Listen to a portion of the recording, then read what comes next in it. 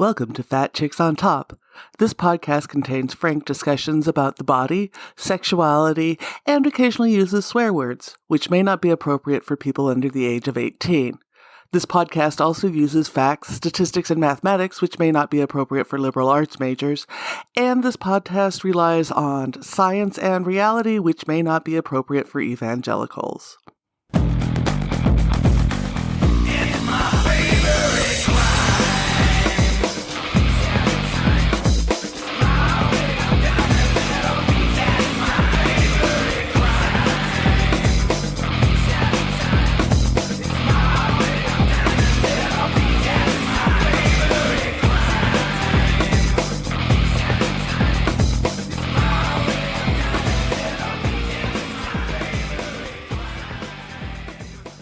Welcome back to Fat Chicks on Top. We are at the end of our erotic performer month. We are really lucky today to have Jet Noir here. He is a burlesque performer, somebody I've followed online avidly for years. He is a cat dad and has some really thoughtful stuff to post on Twitter in general, even though he has not been there lately. Welcome to the show. Thank you for having me on the show. Question I start with all the people who got into the erotic arts. How did you get into this? Because this is not something when you do those high school, what will you be good at? What should you do when you grow up? They don't say, go into burlesque, go into porn. Like this is not a high school option. In high school, I was actually voted most likely to be a lawyer, but that's another conversation. I don't know that I have a sort of a very specific origin story, but I do have one that's more or less linear in that I grew up in a very sex positive environment. Like my brother had like centerfolds and things like that, like Playboy penthouse, like spread labia and everything posted on his wall. And my mom never said, take it down, and like the neighbors had like different flavors of lube up on their dresser. That was just how they existed. And so I would see that as a kid. And so there was that. And then there was when I was in my 20s in Atlanta and I first discovered like sex clubs and things like that. That led me to just doing being surrounded by a lot of sexually open people. And then I think my first foray into erotic arts was when there was this place called the Apache Cafe, and they had an event called Art Mondays happening. And this is, like I said, downtown Atlanta. And this is like late 90s, early 2000s. And they would have an art model in the back, and we would just pose nude, and people would either photograph us or sketch us. And it was a really cool experience. And they let me just, they let me just kind of do what I wanted up there. So I would make up my own poses. I would bring props and like partial costumes and things like that, still being mostly nude. And it was just fun for me. And then because I could never draw, but I was like, oh, well, I feel like it's nice to be the muse for others. Right. So I think that was like how I got in. And then from there, it just kind of like, I just kept saying yes and yes to more weird shit. Well, that's the best part of it is there's so much to explore. So you brought up something that hasn't come up with too many of my guests it's a few that have brought it up, but not many, is being raised in a very sex positive, open household. You were the first non-white person to bring that up. And was that unusual amongst your friends groups, or were your parents like part of a more liberal, more open group growing up? I think that I don't know that I would refer to my parents' group of friends as sexually liberal, but at the same time, none of them were hung up about it or just upset if the subject came up. It wasn't a taboo thing. And because of that, it didn't create this like unhealthy curiosity, And so I grew up in a neighborhood where all of the families on the block had owned their home for like 10 years before I was even born. So there were a lot of nuclear families, Black nuclear families in 80s, 90s Detroit. And that's just that, growing up in an all Black neighborhood is something that, especially in the 80s and 90s, is something that is a big part of why I am who I am. You bring up that it doesn't give you an unhealthy feeling around sexuality, right? That unhealthy curiosity. We are in the middle of Masturbation Month, which was developed to honor Jocelyn Elders, Surgeon General, who said we should teach masturbation in school. Like that was such a radical idea. It got her fired. And there are a lot of folks that are afraid that if we tell kids that it's okay to masturbate, that sex is a normal part of life, that you're just going to grow up and be a hoe. And that may be true. It may be, but that's okay. Yeah. But what did growing up like that, when you started to explore your own sexuality, was there discomfort around it? Was there feelings that maybe because you're out as a bisexual, that maybe this is wrong? Or was it just like, I can go about this and go about it in a safe way? Because that's the other argument, is if we talk to kids about this, then like when they start having sex, they'll realize that condoms are necessary if they're going to do certain things and that type of stuff. How did it impact you? Well, as far as my sexual exploration, when the first time I had sex, or I'm sorry, the first person I had sex with, the second time we had sex, I remember thinking to myself, like, this feels amazing. I wonder what it feels like with everyone else in the world. and I think that was probably when I realized I was not monogamous. Uh-huh. And I never felt I couldn't quite explain why when I was a kid, but I always knew that anytime I picked up on homophobia in anyone, that I didn't even want to be their platonic friend. I was just like, oh, something's not cool about that person. I'm good. But I didn't necessarily, I identify as homosexual or anything at that time.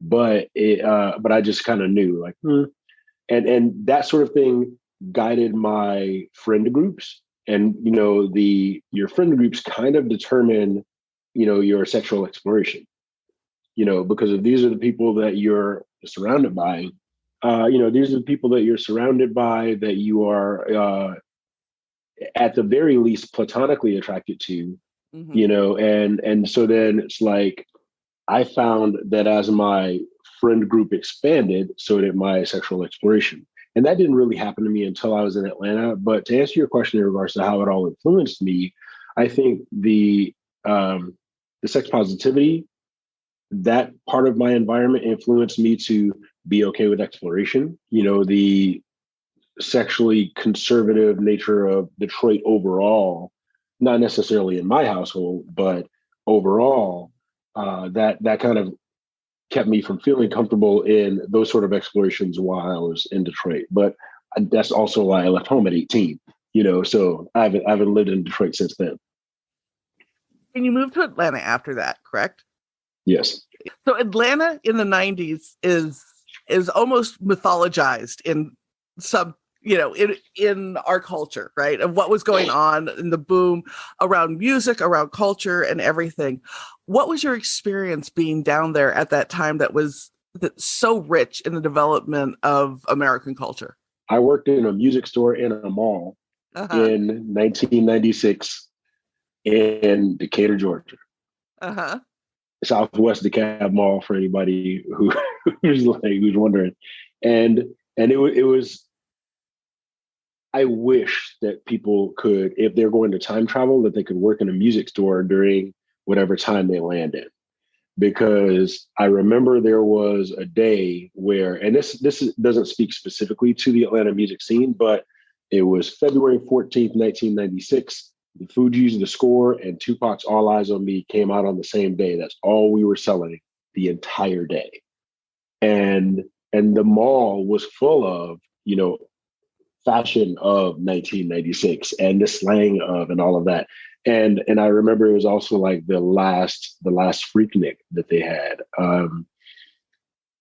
So it was what you say about it being mythologized. That's something that I like to point to when people ask me, because Oakland is my fifth city, and people will ask me, which one do you like the best? And I say, you're asking an impossible question, because you cannot compare Detroit in the 80s and 90s to Atlanta in the late 90s and early 2000s, to Las Vegas when I lived there, to San Diego ever, right? Right. None of these places are comparable. Yeah. Moving around really can shape your identity and shape how you see the world? Because you've lived in some very different cities. I mean, Las Vegas is like nothing else in the country. Atlanta, same thing. San Diego is milk toast compared to everywhere else you've lived. How has that shaped how you interact with people and how you understand art? As far as interacting with people, I find it a little bit easier at this point in my life to meet people where they are. Whereas me 20 years ago, I had this rigid view as to how people should be, and so if people didn't, approach me in this preconceived way that I thought they should, then, I would create all sorts of stories around that. And that's just unnecessary when you're meeting people, right? As far as how I perceive art, the thing that shapes when you are moving from city to city in your 20s and 30s, there may be things that when you arrive in a city, you're like, ugh. But then after you've lived in that city for 5 or 10 years, you love it, you find it beautiful. And then when you fly back in from a trip or something like that, you're like, oh, I really missed seeing XYZ, right? And I feel like I have that perspective when it comes to, and this is just me time traveling. If I think about seeing Jingletown and all of the mosaics around on the buildings all around Jingletown, if I think about seeing that when I was, 18, I would not have appreciated it as much as I do today because of living in all of these different places and seeing and even understanding how it's made and all of that. That's another thing that really shifts the way that I perceive and appreciate art, is having a better appreciation as to what goes into it. You take a pole dancing class, it changes the way you go to a strip club, right? So there's a lot of folks who have never performed any form of the erotic arts. And a lot of people think stripping is you just get up on stage and take off your clothes. There is a lot more that goes into that. So for you, when you create a piece, when you're designing a performance, how do you put that together? Where does that come from? Well, it can start in a few different places. Sometimes it can start with concept. Like, oh, there's this character I want to bring to the stage, and then from there you go to story, and then you sort out costume and song, etc. Sometimes it starts with the song. You got that song that becomes the earworm, and you cannot shake it, and you're like, I got to do something with this. And sometimes you just get baked out of your fucking mind, and you're like, hey, you know what? It would be a really cool idea if I had a suit that was connected by magnets. So when I took off the right side of the suit, the left side stayed on my body. And then I take those stony ideas to my one of my costume makers, who is also stony, and and she's like, "Yes, let's make that idea come to life." That's excellent. You talk about being other people's muses. What's your muse? Oh, that has always been a tough question for me.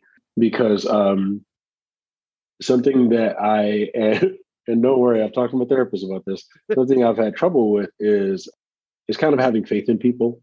Mm-hmm. And what I mean by that is I'm really reluctant to, look up to anyone, because I know that, human beings are human beings.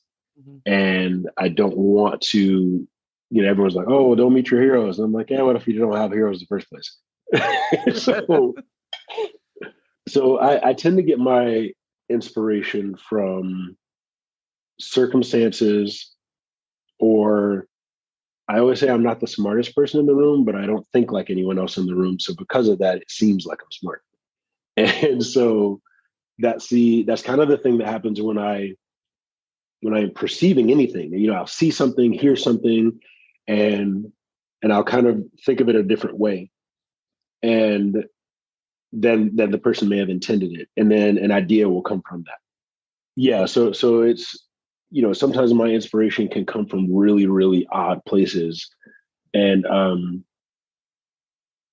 I would use those odd ways of inspiration to inspire others. I used to be a fitness coach and teaching like group exercise fitness and trying to get 30 people to do the same shit at once, you kind of, you got to sell it. I remember seeing this little kid, she's like 5 years old. She's in a running shoe store and she was on the treadmill and she was just going for it. She was doing her best to just run as fast as she could. But obviously as a 5-year-old, and mom is like, okay, you could get fucked up. So let me, take you off of this treadmill. And this little girl kicked and screamed. All she wanted to do was run. And I looked at that and I took that as inspiration. I took that to class. I was like, oh, okay, imagine, I know you may hate running, but imagine you couldn't run because someone wouldn't let you. And that's all you wanted to do. And so I use that as inspiration to get everybody to run. So that's sort of, that's how my brain works around inspiration. I just take shit in. You talk about being inspired by circumstance. The last 3 years have been a very unique circumstance for all of us. Why? What's been going on? You might have heard there's a little shit going on out there. Has it changed how you've done burlesque? I mean, obviously we can't get on stage as much. There were a couple years where it was really hard to find any live stage time.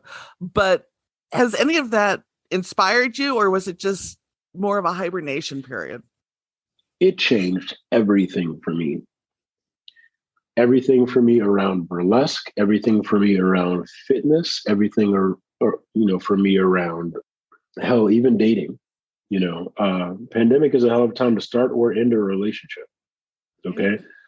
And when I say hell of a, I mean, that could be really good. It could be really fucking shitty. Mm-hmm.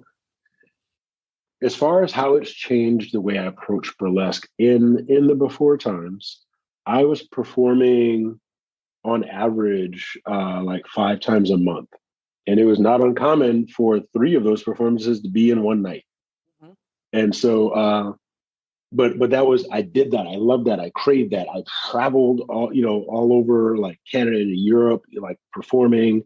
And when the entire world shut down, and I was sitting at home unemployed, all I could think about was, for the last 10 years, I have, traveled all over performing burlesque, and I've loved it, but where did it get me? And so I just sat with that, because there were friends of mine who, because they got on and stayed on a specific career path, when the pandemic hit, they were fine. And I was kicking myself. And that really shifted my perspective around seeing burlesque, seeing artistic entertainment, period, and the ROI behind it.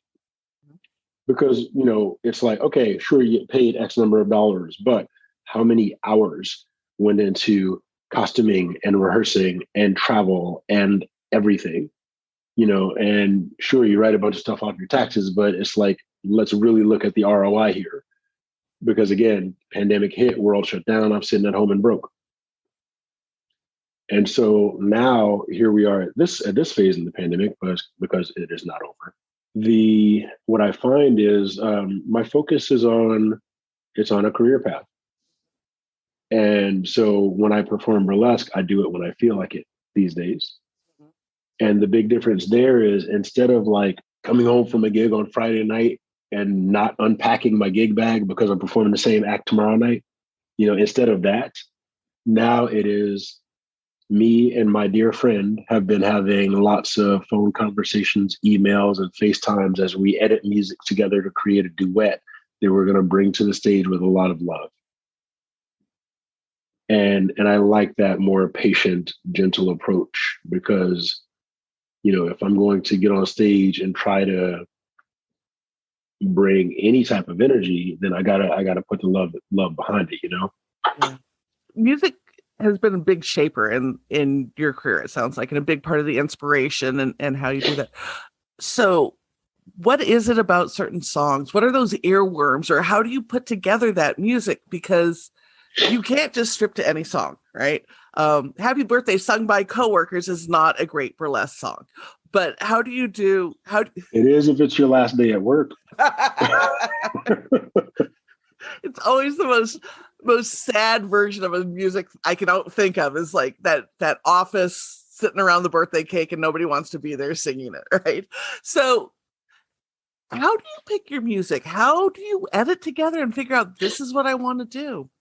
I'm going to pre-apologize because I know this sounds hella woo, what I'm about to say, but the music tends to find me. And the way that it does that is I have a big music collection. I always have. I grew up in a musical household, and like my uncles were jazz musicians and shit like that. So I have a big LP collection. I have a big digital music collection, and I'm always curious. It's like I'll listen to something and then somebody's guest starring on that. I'm like, okay, what did they put out? Let me go listen to their stuff, you know? And in doing that, I find some things that are just not on the radio. And from there, if the song is dynamic, that's big for me, because I really love house music, but I don't want to perform the house music, you know? Not only does the song have to be dynamic, but it's gotta, like, when it comes to dance classes, I tend to take jazz dance classes. And when it comes to like my sort of default style of burlesque that I present on stage, it tends to be grindhouse burlesque, you know. And so there has to be. Are you two done? Are you done? Okay. You work it out? All right. So, you know, grindhouse burlesque tends to be my sort of default style, and you can hear the grind in certain music, okay, where it's like maybe it doesn't have like a gritty guitar or something like that is a literal grind, but it may have, you know, that passion in the voice of the person singing that just lets you know there's a strong need, you know. Something that's always been important to me with music is like, if I feel like they had a good time in the studio putting together that song, or I've seen them perform it live and they had a good time, that's another thing that will help music really speak to me.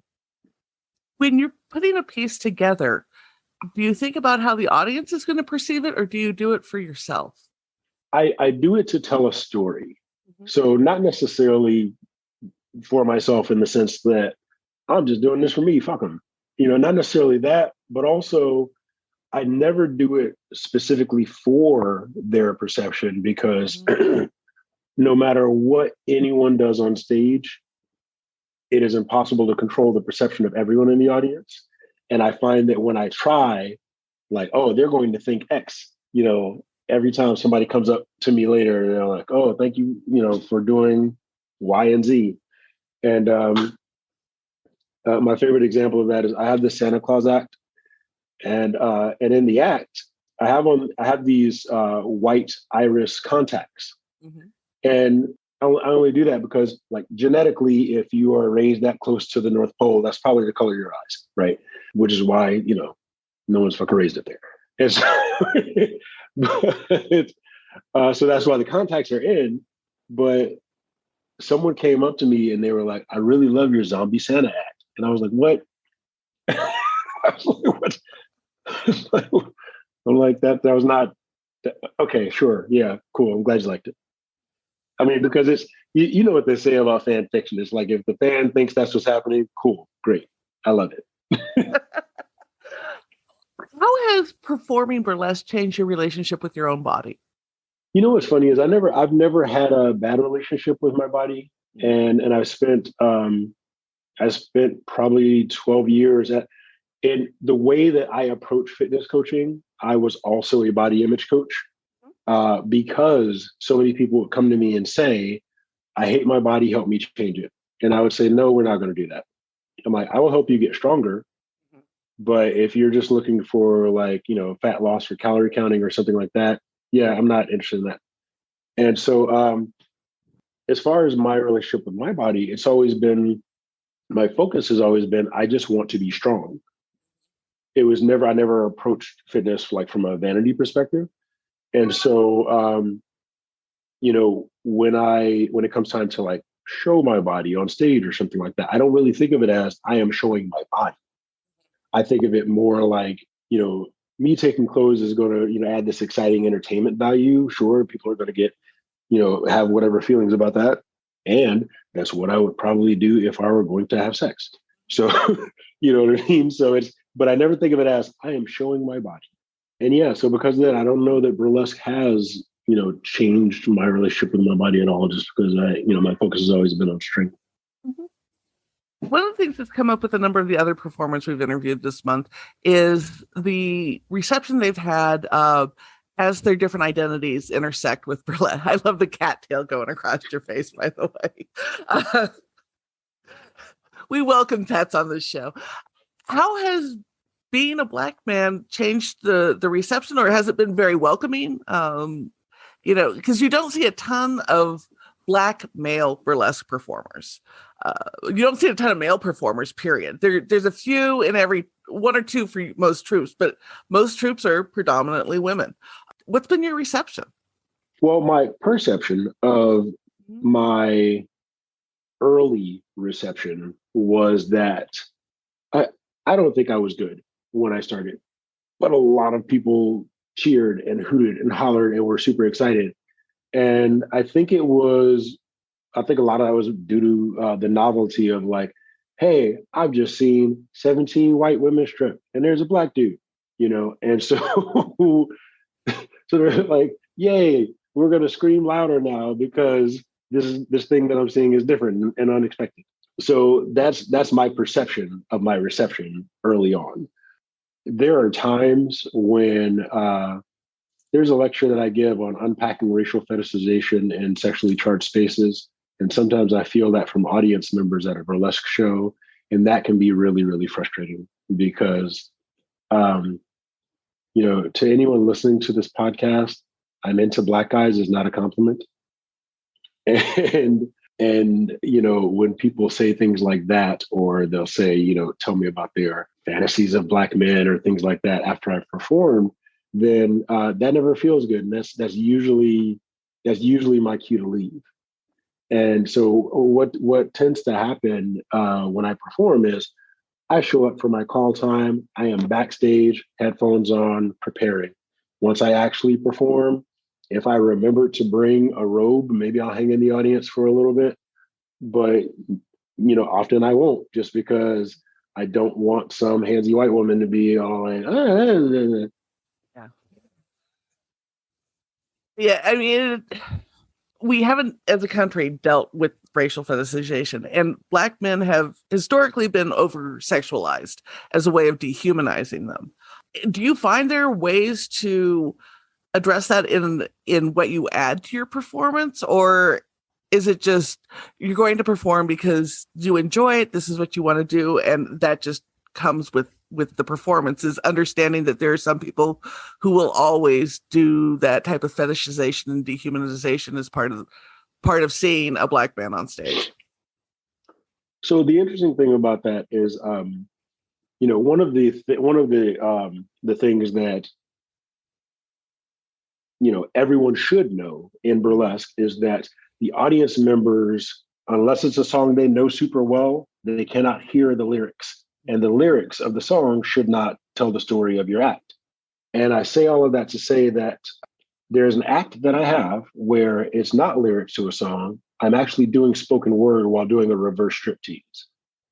And in the spoken word, I am specifically explaining to the audience my experience as a Black man, and sort of how they can not perpetuate those experiences. And even after that specific explanation is to the audience members, the piece is called "I Am Not a Threat," and I was just talking about how, okay, don't perceive me to be XYZ just because this is what you've seen on the news, et cetera, et cetera. And after that, a white dude came up to me and said, "Yeah, man, I feel like that sometimes." And I was like, "You didn't hear a motherfucking word I said, did you?" And so I'm telling this story to drive home the point that I've never, other than that piece and some other subtleties in other acts, I don't spend a lot of time and energy trying to, deliver that message through performing burlesque, because even after explaining it word for word, still went over the heads of a few people. So yeah. Yes. It's so relatable. Honestly, that shit's gonna happen with all sorts of different identities when you get on stage, right? And Mhm. white people have an amazing power, which is to center ourselves in absolutely everything. It is our superpower. So yeah, yeah. Wow. So the other group of folks that you fit in well with is we have a lot of bisexual folks on the show. And I love talking to other bi folks because it is a unique identity that I think gets overshadowed when we talk about LGBTQ issues. There's not a lot of spaces where bi folks sit and talk about being bi. So what is it like to date as a bi man, as an out bi man? It's interesting because there are there are people who you didn't know you could not date until they knew that you were bisexual, because then the biphobia comes out. And it's like, oh, damn, you're cute too. And I don't, while I find myself, attracted to some men, generally I don't date them in the sense that, like, you know, I won't ask them out, but, like, I'll be open if they ask me out. And even then it's like, I don't know. Because generally speaking, dudes kind of annoy me. Okay. And so it's like, if somebody's cool, they're cool, right? But as far as a broad generalization goes, that can be a thing. So yeah, I think, and this goes back to what I was saying earlier about just sort of recognizing homophobia at an early age. Even before I found myself identifying as bisexual, because, and to be clear, I don't necessarily think of myself as well. And let me back up. Let me reframe that. I never thought of, like, when I announced to the world, I never thought of it as coming out. It was more like, to me, it just kind of felt like, we grow, we change, we evolve, and I was like, this is who I am today. And but even before, I would pick up on biphobia, and I was just like, yeah, I really don't want to even date you because that's just shitty, you know. Yeah, so it limits the dating pool. It is interesting what expectations people have of you because of that, because it's kind of, people just kind of assume, like, oh, hey, that person over there is available, and and they check your boxes. Do you want to, And I'm like, no, I don't know shit about that person. It's not how dating works. Get out of here. One of the things that every bi woman has said on the show that I've interviewed is, as soon as somebody finds out you're bi, often the thing is, oh, so you're into threesomes. Does the same thing happen when you're a guy? Do people immediately assume that you want to have a threesome with them? No, that's not been. I mean, it's one of those things where it's like, I mean, that is something I have initiated. Mm-hmm. Where it's like, hey, you two are cute. Let's go in there or whatever. But no one, I've not had anyone assume it though. And with the caveat that, unless we are talking, like, about that sort of thing, like if we are messaging on FetLife, there's a chance that we're already kind of on that subject anyway. Yeah, no, it's definitely a gender difference when it comes to being bi around that. You talk about experienced biphobia. Do you feel that more from the heterosexual side of dating or from the queer community? Where does that come up most often for you? Oh, definitely hetero. Yeah. Yeah, I can't say that I've ever felt it in the queer community. And I have this also. I also have this other thing that's different, or a different set of circumstances, in the sense that I don't, like, generally, as far as the vibes that I put off, I don't necessarily put off, like, seeking approval sort of vibes. And so because of that, a lot of people, I don't really get a lot of people, like, offering unsolicited opinions on my sexuality or anything like that. And so I find that to be a bit of a benefit, because I don't either don't have to hear that shit, or maybe I just choose not to hear it or whatever. But This is really interesting because as a guy, your experience is so different than so many of my female bisexual folks that I have on the show. You are on social media. And one thing that any female-bodied person experiences is an inordinate amount of unsolicited dick pics. Like, we get a ton. Do guys get that? I get them too. Yeah. Yeah. I mean, now I'm not going to say that I get a lot, but I don't know, maybe 3, right? So definitely not a lot, but it happens. And I actually wrote a blog post about this, about not defending dick pics, but just sort of explaining why it is a thing and why it probably won't stop. Because it's simple shit. It's really just, as cis men were told our entire lives, like, hey, that's the thing that is considered of value, right? And so, and also in the process, we're going to say, hey, go out in the world, go out and get the girl, but we're not going to teach you any communication skills, any emotional intelligence, and we're also not going to have you learn from women about how to engage with women. Instead, you'll just hear it from your old crusty uncles. And then because of that, people just, they just keep repeating these shitty habits, and they have no communication skills, and they know that, hey, well, obviously all they want is the dick because I watch porn and that's what they teach me. So, boop. And I want to make a quick note here. That was not a diss on porn. It's just, I like to talk about how in the world we have science classes that are mandatory, and we also have science fiction. The only way those two things can coexist is if you have the education component. Now, we have no comprehensive sex education, but we have sex fiction, porn. And then people want to vilify porn when we don't have the education component. It's like, what? Would you vilify science if there was only sci-fi and no classes? The thing that really drove that home is, now it's almost 10 years old now. There was a study done in the UK, and they asked kids between 16 and 24, what was the main reason they were watching porn? And what it came down to is most of them were looking to figure out how to initiate sex. So when you realize that's where people are getting their information, dick pics make a ton of sense, because so much of porn is, 3 seconds of talking and then boom, there's a dick. Right. And it makes complete sense when we don't have this education around it. We don't even talk to college students about how to flirt and hit on people and stuff. Because I've taught college sex ed classes, and that's still not part of the required curriculum, is that communication. What are you reading? Kind of two things. It's one of them is Thich Nhat Hanh's how-to series. So it's like how to eat, how to fight, how to walk. And another one is it's a 50-year collection of Green Lantern, John Stewart, the Black Green Lantern. Awesome. So is Green Lantern your favorite superhero? No, I don't necessarily have favorites these days. Like when I was a kid, my favorites were Spider-Man and Wolverine when I was a kid.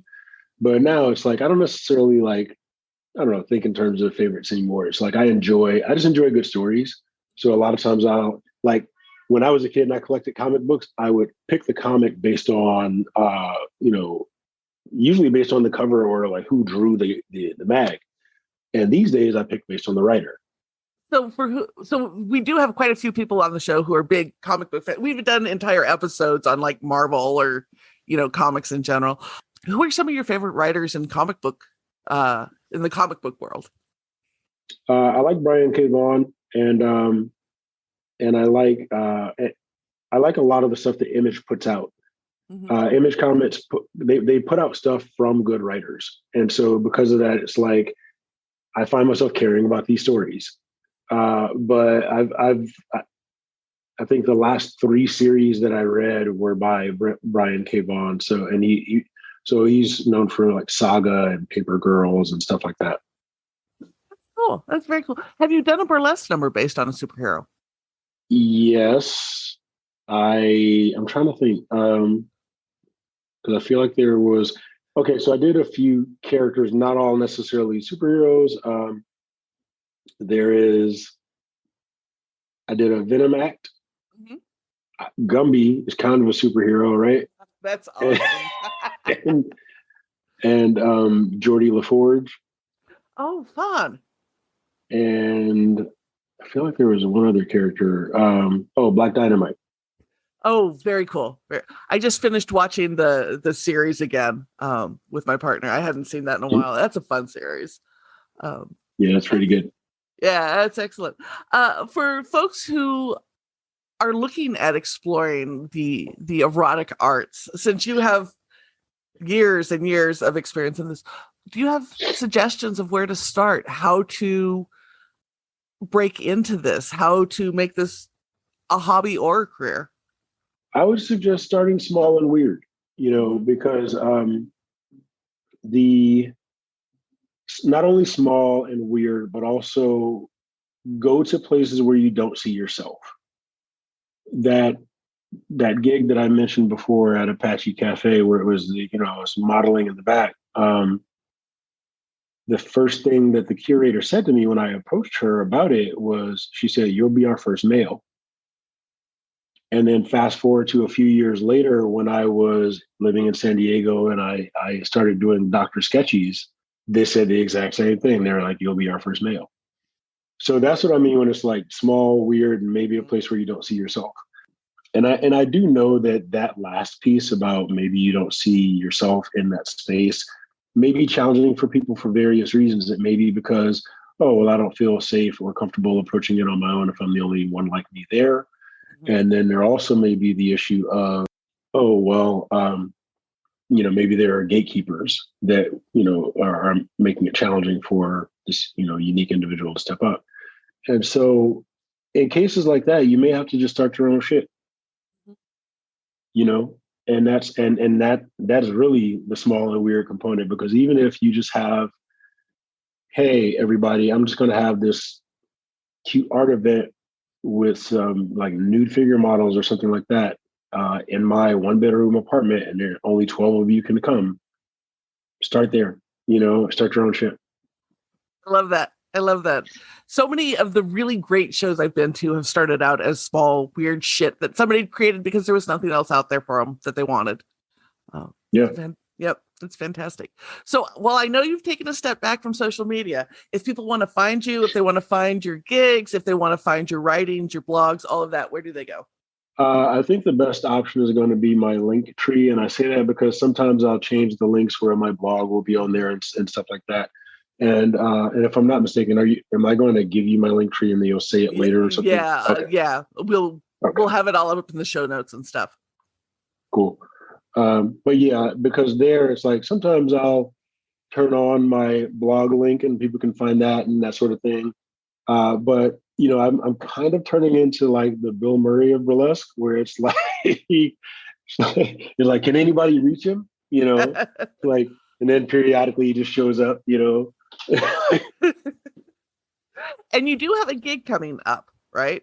Where you're doing the duet piece. Yes, that's going to be June 18th. It is going to be, that's a Saturday, June 18th at Oasis in San Francisco. I apologize because the name of the show escapes me in this moment.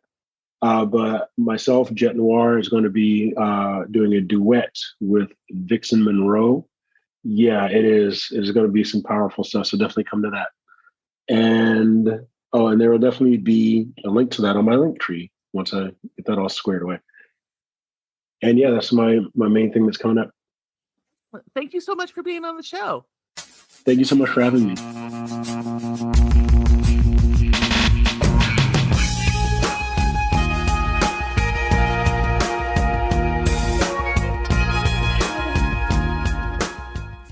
Hi, this is Auntie Vice from Fat Chicks on Top. If you've liked this program and you want more conversation, you want more queer stuff, please check out Hello, Welcome with Terry Dornack on all streaming services.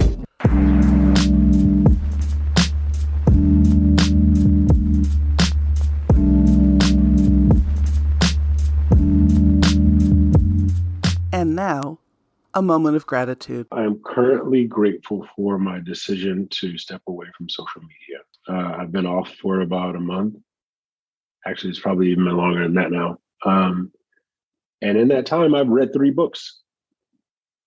Okay, and the thing is, the thought that has occurred to me more than once is this cannot be the same brain that used to run to the library and read books all the time. And I'm like, whatever happened to that brain? It's still in there, isn't it? And one day I realized, I was like, it was the doom scrolling. It was just, when no brain is meant to take in, death notice here, birth notice there, congratulations on a new job over here, war happening over there. And take all of that inside of like 10 minutes is just too much it's just too much emotional weight, And when I stopped doing that shit, I mean, just took it off my phone and everything, I started writing poetry again. I started reading for fun, instead of like homework. So yeah, that decision is the thing that I am highly grateful for, because it's been the best thing that I've done for my mental health in the last few years.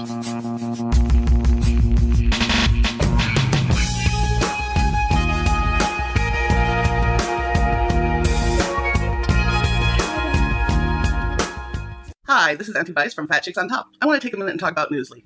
Newsly is an all-in-one audio super app for iOS and Android. It picks up web articles on the most trending topics at any given moment and reads them in a natural human voice. For the first time ever, the entire internet has become listenable all in one place. This is great for accessibility needs, as well as people who would rather listen than scroll. Explore trending podcasts from 50 countries. Our podcast, Fat Chicks on Top, is there too. You can download Newsly for free from www.newsly.me and use the promo code FC0T, 1 month free premium subscription.